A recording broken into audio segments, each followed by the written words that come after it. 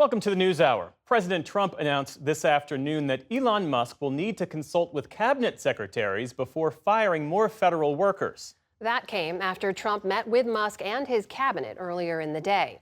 Lisa Desjardins joins us now with the latest on government layoffs and the court challenges surrounding them. Lisa, good to see you. Hi. So what exactly did President Trump announce here, and what does it mean for any change in power that Elon Musk has? Those are the critical questions. So Trump announced today that Musk must work with cabinet secretaries to deal with firings at their agencies. And specifically, he said they're going to meet every other week. Now, the secretaries, Trump said, will use a scalpel versus a hatchet. But obviously, it has been the hatchet approach. Now, at the same time, as he seems to be empowering secretaries, Trump also said, however, if secretaries don't make cuts, Elon Musk will. So I don't think there's a change in power here. And I think what is happening, however, is the administration is reconfiguring after courts have been very clear that Elon Musk and one of the agencies associated with do not have the power to make these firings. So what they're doing is a kind of a workaround.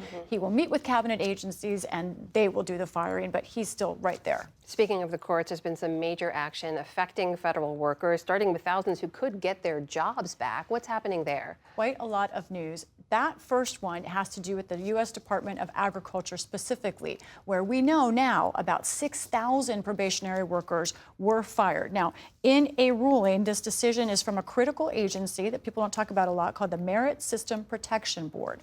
Now, in this ruling that came out just late last night, the chair of that organization wrote that probationary workers fired that had those in their jobs a year or less and who were sent the same dismissal letter. The chair wrote that I find that there are reasonable grounds to believe that the agency, USDA, terminated the aforementioned probationary employees in violation of U.S. law. Now, the ruling, when you get into it, finds a number of reasons that this was in violation, but overall, the idea here is that mass firings are not allowed under statute, the way they've been done in a generic form. Now, I want to talk about where we are overall with firings. So if you look at that USDA change there from that granting, it's in addition to GSA, that is the General Services Administration, they've had 600 new firings. At the Department of Ed, there are thousands waiting tonight to see if they will be fired. Now, then you put in those 6,000 that have been ordered to have their jobs reinstated, as I just reported.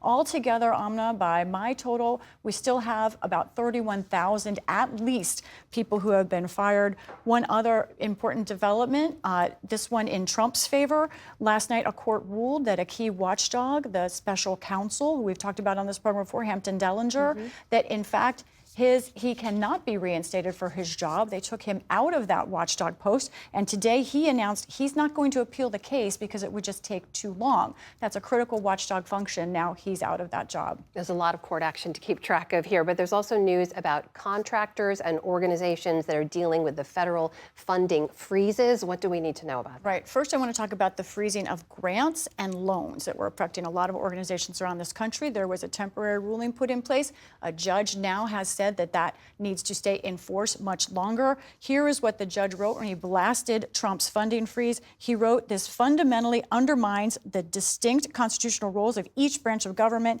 Here, this executive put itself above Congress."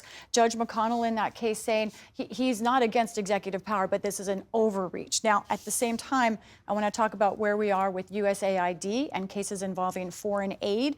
First of all, there were contractors that were hired by USAID who lost their job. A judge has denied their reinstatement, those contractors who had those jobs. Now, on the other end, foreign aid organizations, as John Yang reported last night, the Supreme Court has ordered that they should be repaid for services they've already rendered. Those organizations are still waiting for that money. We're waiting for an order on when that would happen. And I will note that at least one large partner organization announced its closing today. Lisa Desjardins, thank you so much. You're welcome.